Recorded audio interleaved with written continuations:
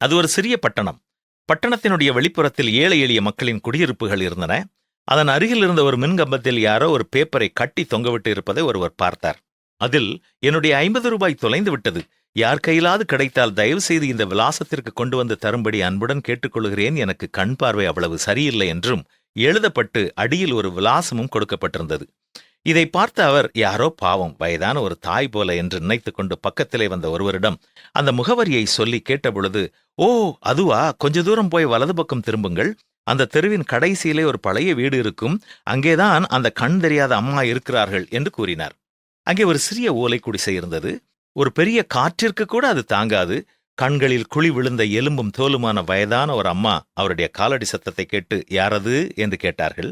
அப்பொழுது அங்கே சென்றவர், அம்மா, நான் இந்த வழியாக வந்தேன், ஒரு 50 ரூபாய் கீழே கிடந்தது, அதை உங்களிடம் கொடுக்கலாம் என்று வந்தேன் என்று சொன்னார். இதை கேட்டது அந்த வயதான அம்மா அழ ஆரம்பித்து விட்டார்கள். தம்பி, 2 நாட்களாக கிட்டத்தட்ட 30-35 பேர் 50 ரூபாய் கீழே விழுந்து கிடந்துச்சு என்று சொல்லி சொல்லி கொடுத்து விட்டு போகிறார்கள் தம்பி. அந்த கடிதம் நான் எழுதவில்லை, எனக்கு எழுத படிக்க தெரியாது என்று கூறினார். பரவாயில்லையம்மா, நீங்கள் வைத்துக் கொள்ளுங்கள் என்று சொல்லி கொடுத்துவிட்டு அவர் திரும்பினார்.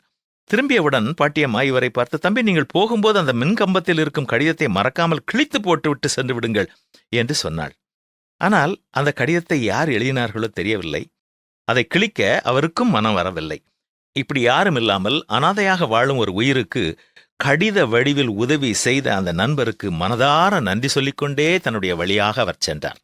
அப்படி செல்லும் பொழுது மற்றும் ஒருவர், அண்ணாச்சி, இந்த விலாசம் எங்கே இருக்கு, கொஞ்சம் சொல்லுங்களேன் என்று கேட்டார்.